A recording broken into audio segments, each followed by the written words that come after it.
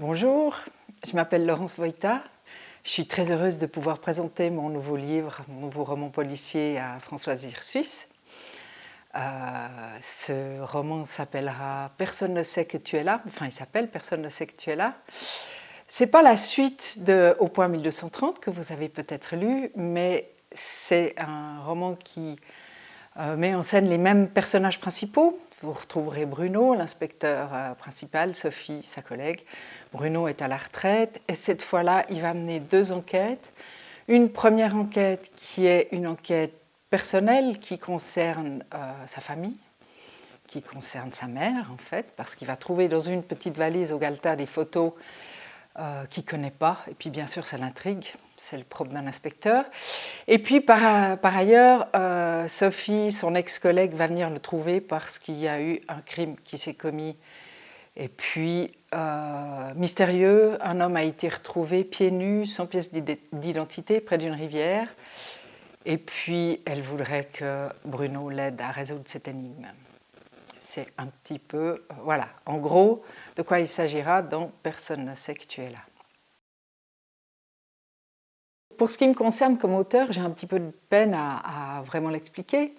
Dans Au point 1230, je me suis rendu compte à un moment donné que pour que mon histoire ait vraiment un sens, il fallait aller jusqu'à un meurtre, parce que c'est comme ça que mes personnages prenaient corps en fait, dans cette histoire. Donc c'est un petit peu par hasard que je suis tombée dans le polar. Et puis ensuite, quand il y a un polar, il y a un inspecteur, puis on s'attache à son inspecteur. Et puis j'ai eu envie, dans Personne ne sait que tu es là, de retrouver Bruno, de retrouver son équipe. C'est pour ça que j'ai continué en fait dans le polar pour ce deuxième livre-là. Autrement, on parle beaucoup du polar ces temps, on parle de toutes sortes d'avis, enfin tout le monde a son avis un petit peu sur le polar. Moi j'ai envie de dire, je l'ai déjà dit mais j'ai envie de le répéter, on devrait dire les polars. On a dit le roman à un moment donné, il faut se rappeler que le roman quand il est arrivé, il est arrivé tôt, mais au XVIIe tout le monde trouvait que c'était un genre tout à fait mineur qui n'était là que pour distraire. Et puis on retrouve maintenant un petit peu la même chose avec le roman policier, les gens disent c'est un art mineur, il est là pour distraire. Bon. Peut-être que c'est un genre qui est neuf, simplement. Il date du 19e siècle. Et puis, il faut lui laisser le temps peut-être de prendre ses lettres de noblesse, qu'il me semble commencer à faire. Ce que je voudrais dire, en tout cas, c'est qu'il y a vraiment beaucoup de sortes de polars. Dans les miens, il n'y a pas de sens qui est déjà à peu près à l'envers du bon sens d'un roman policier. Parce que le côté psychologique, ce qui va nous amener au crime, m'intéresse plus que le crime lui-même.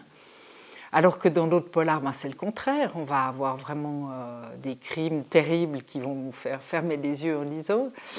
Et puis, autrement, moi je suis une grande lectrice de polars. Je ne l'ai pas été tout de suite.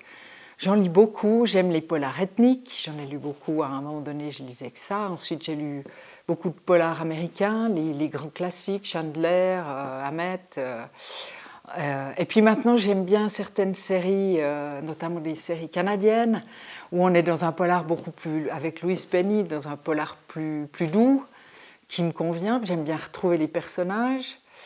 Et puis j'aime toujours Connelly, j'aime toutes sortes de polars, mais il faut vraiment savoir que pour moi, en tout cas en ce qui me concerne, je vais lire des polars différents comme je lis des romans différents. Par moments, j'ai besoin d'entrer dans un roman et puis de ne plus pouvoir le lâcher, d'y passer un week-end. Puis par moments, j'ai envie de le déguster. C'est la même chose en fait avec les polars. Il y a pour moi plusieurs sortes de polars et c'est ça qui compte en premier.